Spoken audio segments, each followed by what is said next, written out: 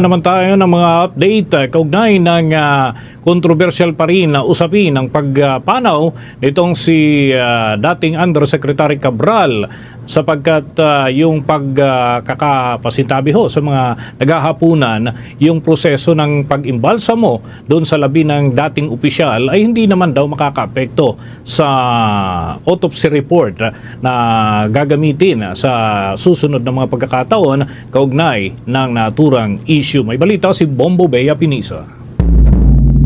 Tiniyak ni Department of Interior and Local Government Secretary Juanito Victor John Vic Remulla na hindi makakaapekto sa magiging resulta ng autopsy report ang naging pag-embalsamo sa mga labi ni dating Department of Public Works and Highways Undersecretary Maria Catalina Cabral. Sa isang panayam, ipinaliwanag niya na hindi naman mga kemikal at hindi rin drug-related ang naging dahilan ng pagkasawi ni Cabral. Anya walang embalming process ang makakapag-alis ng mga ebidensya ng blunt force trauma na natamo ng katawan ng yumaong opisyal dulot nga ng naging pagkahulog nito sa bangin.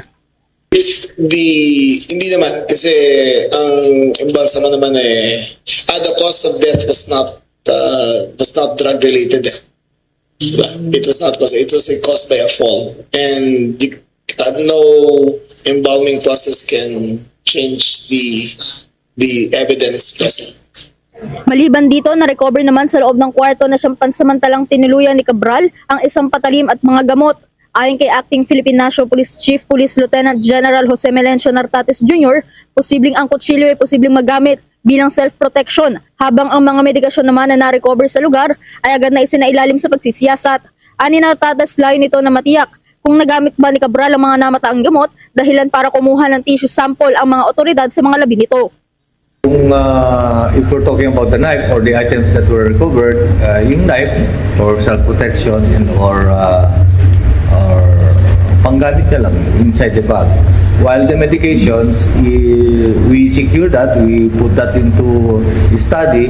That's why the cadaver, kumuha tayo ng, during the conduct of autopsy, we also took tissues so that we can study if these medications were used. Samantala, kaugnay naman sa mga personal devices sa pagmamayari ni Cabral, mahigpit nang nakikipag-ugnayan ng pambansang pulisya sa Independent Commission for Infrastructure at maging sa Office of the Ombudsman para sa pagpapabilis ng proseso ng forensic investigation sa mga dokumentong tinaguriang Cabral files.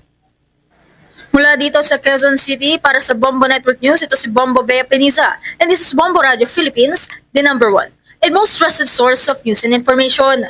Basta Radio, Bombo! For the most trusted source of news and information, visit our website at www.bomboradio.com. Follow us on Bombo Radio mobile app, Facebook, YouTube, TikTok, and X, formerly Twitter. Like, share, and stay connected. Anytime, anywhere.